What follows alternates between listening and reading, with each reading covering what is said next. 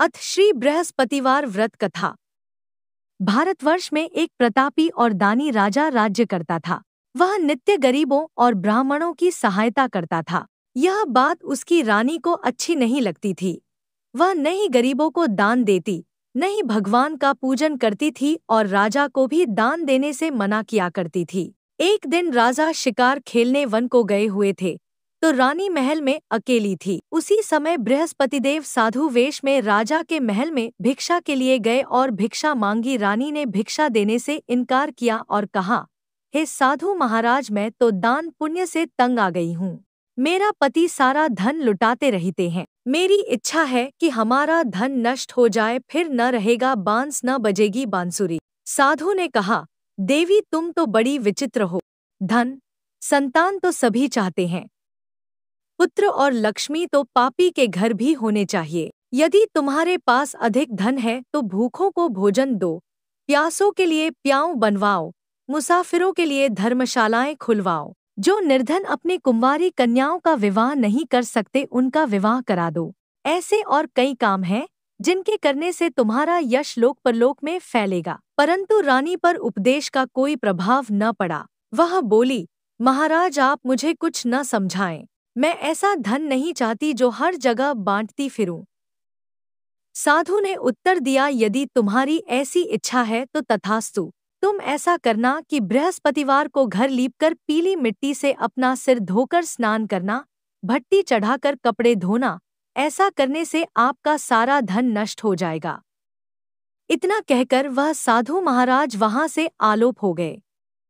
साधु के अनुसार कही बातों को पूरा करते हुए रानी को केवल 3 बृहस्पतिवार ही बीते थे कि उसकी समस्त धन संपत्ति नष्ट हो गई। भोजन के लिए राजा का परिवार तरसने लगा। तब एक दिन राजा ने रानी से बोला कि हे रानी, तुम यहीं रहो, मैं दूसरे देश को जाता हूँ, क्योंकि यहाँ पर सभी लोग मुझे जानते हैं, इसलिए मैं कोई छोटा कार्य नहीं कर सकता। ऐसा कहकर राजा परदेश चला गया। वहां वह जंगल से लकड़ी काट कर लाता और शहर में बेचता। इस तरह वह अपना जीवन व्यतीत करने लगा। इधर राजा के परदेश जाते ही रानी और दासी दुखी रहने लगी।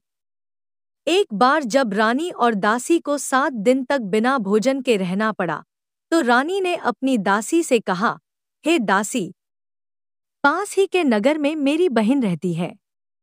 वह बड़ी धनवान है। तू उसके पास जा और कुछ ले आ, ताकि थोड़ी बहुत गुजर-बसर हो जाए। दासी रानी की बहन के पास गई। उस दिन गुरुवार था और रानी की बहन उस समय बृहस्पतिवार व्रत की कथा सुन रही थी। दासी ने रानी की बहन को अपनी रानी का संदेश दिया, लेकिन रानी की बड़ी बहन ने कोई उत्तर नहीं दिया।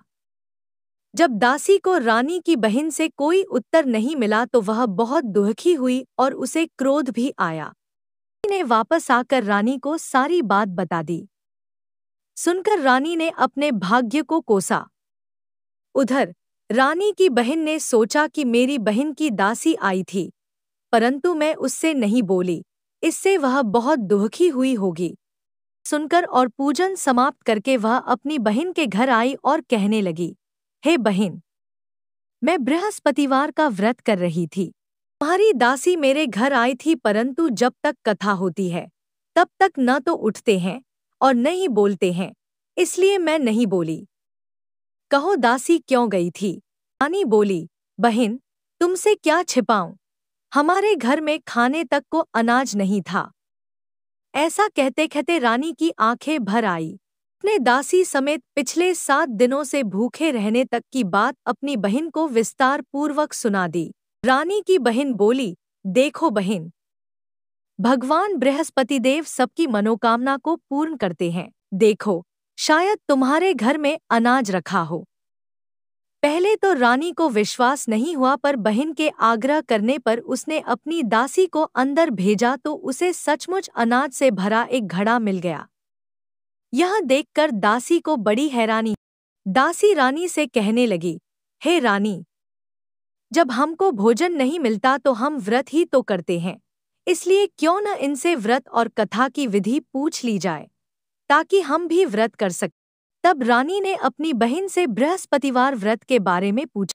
उसकी बहन ने बताया, बृहस्पतिवार के व्रत में चने की दाल और मुनक्का से विष्णु भगवान का केले की जड़ में पूजन करें तथा दीपक जलाएं, व्रत कथा सुने और पीला भोजन ही करें। इससे बृहस्पति देव प्रसन्न होते हैं। व्रत और पूजन विधि बताकर रानी की बहन अपने घर को लौट गई। 7 दिन के बाद जब गुरुवार आया तो रानी और दासी ने व्रत रखा। घुड़साल में जाकर चना और गुड़ लेकर आईं। फिर उससे केले की जड़ तथा विष्णु भगवान का पूजन किया। अब पीला भोजन कहाँ से आए, इस बात को लेकर दोनों बहुत दुखी थे। चूंकि उन्होंने व्रत रखा था, इसलिए बृहस्पति देव उनसे प्रसन्न थे। इसलिए वे एक साधारण व्यक्ति का रूप धारण कर 2 थालों में सुंदर पीला भोजन दासी को दे गए। भोजन पाकर दासी प्रसन्न हुई और फिर रानी के साथ मिलकर भोजन ग्रहण किया। उसके बाद वे सभी गुरुवार को व्रत और पूजन करने लगी। बृहस्पति भगवान की कृपा से उनके पास फिर से धन संपत्ति आ गई, परंतु रानी फिर से पहले की तरह आलस्य करने लगी। तब दासी बोली, देखो रानी, तुम पहले भी इस प्रकार आलस्य करती थी। तुम्हें धन रखने में कष्ट होता था, इस कारण सभी धन नष्ट हो गया, और अब जब भगवान बृहस्पति की कृपा से धन मिला है तो तुम्हें फिर से आलस्य होता है। रानी को समझाते हुए दासी कहती है कि बड़ी मुसीबतों के बाद हमने यह धन पाया है, इसलिए हमें दान पुण्य करना चाहिए, भूखे मनुष्यों को भोजन कराना चाहिए और धन को शुभ कार्यों में खर्च करना चाहिए, जिससे तुम्हारे कुल का यश बढ़ेगा, स्वर्ग की प्राप्ति होगी और पितृ प्रसन्न होंगे। दासी की बात मानकर रानी अपना धन शुभ कार्यों में खर्च करने लगी, जिससे पूरे नगर में उसका यश फैलने लगा। बृहस्पतिवार व्रत कथा के बाद श्रद्धा के साथ आरती की जानी चाहिए। इसके बाद प्रसाद बांटकर उसे ग्रहण करना चाहिए। एक दिन राजा दुखी होकर जंगल में एक पेड़ के नीचे आसन जमाकर बैठ गया। वह अपनी दशा को याद करके व्याकुल होने लगा। बृहस्पतिवार का दिन था। एकाएक उसने देखा कि निर्जन वन में एक साधु प्रकट। वह साधु वेश में स्वयं बृहस्पति देवता थे। लकड़हारे के सामने आकर बोले, हे लकड़हारे, इस सुनसान जंगल में तू चिंता मग्न क्यों बैठा? लकड़हारे ने दोनों हाथ जोड़कर प्रणाम किया और उत्तर दिया, महात्मा जी, आप सब कुछ जानते हैं, मैं क्या कहूँ?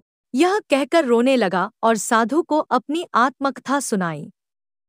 महात्मा जी ने कहा, तुम्हारी स्त्री ने बृहस्पति के दिन बृहस्पति भगवान का निरादर किया है, जिसके कारण रुष्ट होकर उन्होंने तुम्हारी यह दशा कर दी। अब तुम चिंता को दूर करके मेरे कहने पर चलो तो तुम्हारे सब कष्ट दूर हो जाएंगे और भगवान पहले से भी अधिक संपत्ति देंगे। तुम बृहस्पति के दिन कथा किया करो। 2 पैसे के चने मुनक्का लाकर उसका प्रसाद बनाओ और शुद्ध जल से लोटे में शक्कर मिलाकर अमृत तैयार करो। कथा के पश्चात अपने सारे परिवार और सुनने वाले प्रेमियों में अमृत व प्रसाद बांटकर आप भी ग्रहण करो। ऐसा करने से भगवान तुम्हारी सब मनोकामनाएं पूरी करेंगे। साधु के ऐसे वचन सुनकर लकड़हारा बोला, हे प्रभो, मुझे लकड़ी बेचकर इतना पैसा नहीं मिलता जिससे भोजन के उपरांत कुछ बचा सकूं। मैंने रात्रि में अपनी स्त्री को व्याकुल देखा है। मेरे पास कुछ भी नहीं जिससे मैं उसकी खबर मंगा सकूं। साधु ने कहा, हे लकड़हारे, तुम किसी बात की चिंता मत करो। बृहस्पति के दिन तुम रोजाना की तरह लकड़ियां लेकर शहर को जाओ।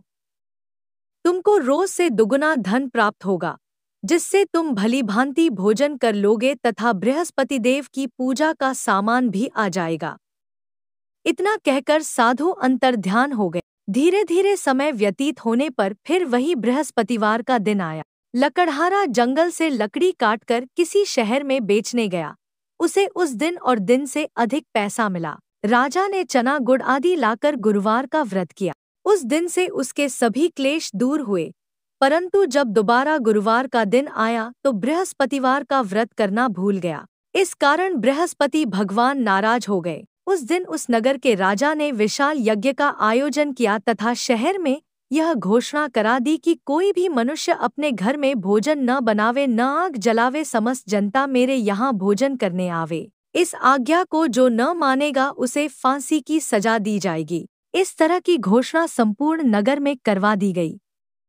राजा की आज्ञानुसार शहर के सभी लोग भोजन करने गए, लेकिन लकड़हारा कुछ देर से पहुंचा, इसलिए राजा उसको अपने साथ घर ले गए और ले जाकर भोजन करा रहे थे तो रानी की दृष्टि उस खूंटी पर पड़ी जिस पर उसका हार लटका हुआ था। वह वहां पर दिखाई नहीं दिया।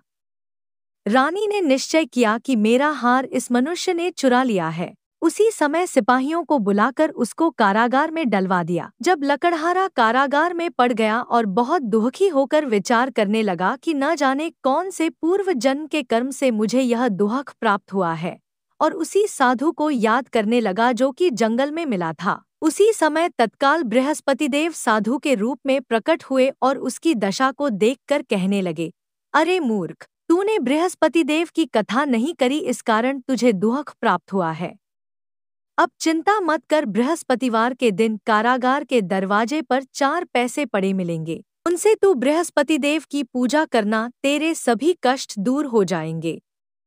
बृहस्पति के दिन उसे 4 पैसे मिले। लकड़हारे ने कथा कही। उसी रात्रि को बृहस्पतिदेव ने उस नगर के राजा को स्वप्न में कहा, हे राजा, तुमने जिस आदमी को कारागार में बंद कर दिया है वह निर्दोष है। वह राजा है, उसे छोड़ देना। रानी का हार उसी खूंटी पर लटका है। अगर तू ऐसा नहीं करेगा तो मैं तेरे राज्य को नष्ट कर दूंगा। इस तरह रात्रि के स्वप्न को देखकर राजा प्रातःकाल उठा और खूंटी पर हार देखकर लकड़हारे को बुलाकर क्षमा मांगी तथा लकड़हारे को योग्य सुंदर वस्त्र आभूषण देकर विदा कर दिया। बृहस्पतिदेव की आज्ञानुसार लकड़हारा अपने नगर को चल दिया। राजा जब अपने नगर के निकट पहुंचा तो उसे बड़ा आश्चर्य हुआ। नगर में पहले से अधिक बाग, तालाब, कुएं तथा बहुत सी धर्मशाला, मंदिर आदि बन गई हैं। राजा ने पूछा, यह किसका बाग और धर्मशाला है? तब नगर के सब लोग कहने लगे, यह सब रानी और बांदी के हैं। तो राजा को आश्चर्य हुआ और गुस्सा भी आया। जब रानी ने यह खबर सुनी कि राजा आ रहे हैं, तो उन्होंने बांदी से कहा कि हे दासी, देख राजा हमको कितनी बुरी हालत में छोड़ गए थे। हमारी ऐसी हालत देखकर वह लौट न जाएं, इसलिए तू दरवाजे पर खड़ी हो जा। आज्ञानुसार दासी दरवाजे पर खड़ी हो गई। राजा आए तो उन्हें अपने साथ लिवा लाई। तब राजा ने क्रोध करके अपनी रानी से पूछा कि यह धन तुम्हें कैसे प्राप्त हुआ है? तब उन्होंने कहा, हमें यह सब धन बृहस्पतिदेव के इस व्रत के प्रभाव से प्राप्त हुआ है। राजा ने निश्चय किया कि 7 रोज बाद तो सभी बृहस्पतिदेव का पूजन करते हैं, परंतु मैं प्रतिदिन दिन में 3 बार कहानी तथा रोज व्रत किया करूंगा। अब हर समय राजा के दुपट्टे में चने की दाल बंधी रहती तथा दिन में 3 बार कहानी कहता। एक रोज राजा ने विचार किया कि चलो अपनी बहन के यहाँ हो आवें। इस तरह निश्चय कर राजा घोड़े पर सवार हो अपनी बहन के यहाँ को चलने लगा। मार्ग में उसने देखा कि कुछ आदमी एक मुर्दे को लिए जा रहे हैं। उन्हें रोककर राजा कहने लगा, अरे भाइयों, मेरी बृहस्पतिदेव की कथा सुन लो। वे बोले, लो, हमारा तो आदमी मर गया है, इसको अपनी कथा की पड़ी है। परंतु कुछ आदमी बोले, अच्छा कहो, हम तुम्हारी कथा भी सुनेंगे। राजा ने दाल निकाली और जब कथा आधी हुई थी कि मुर्दा हिलने लग गया, और जब कथा समाप्त हो गई तो राम राम करके मनुष्य उठकर खड़ा हो गया। आगे मार्ग में उसे एक किसान खेत में हल चलाता मिला। राजा ने उसे देख और उससे बोले, अरे भैया, तुम मेरी बृहस्पतिवार की कथा सुन लो। किसान बोला, जब तक मैं तेरी कथा सुनूंगा तब तक 4 हरया जोत लूंगा। जा अपनी कथा किसी और को सुनाना। इस तरह राजा आगे चलने लगा। राजा के हटते ही बैल पछाड़ खाकर गिर गए तथा किसान के पेट में बड़ी जोर का दर्द होने लगा। उस समय उसकी माँ रोटी लेकर आई। उसने जब यह देखा तो अपने पुत्र से सब हाल पूछा और बेटे ने सभी हाल कह दिया तो बुढ़िया दौड़ी दौड़ी उस घुड़सवार के पास गई और उससे बोली कि मैं तेरी कथा सुनूंगी, तू अपनी कथा मेरे खेत पर चलकर ही कहना। राजा ने बुढ़िया के खेत पर जाकर कथा कही। जिसके सुनते ही वह बैल उठ खड़ हुए तथा किसान के पेट का दर्द भी बंद हो गया। राजा अपनी बहन के घर पहुंचा। बहन ने भाई की खूब मेहमानी की। दूसरे रोज प्रातःकाल राजा जगा तो वह देखने लगा कि सब लोग भोजन कर रहे हैं।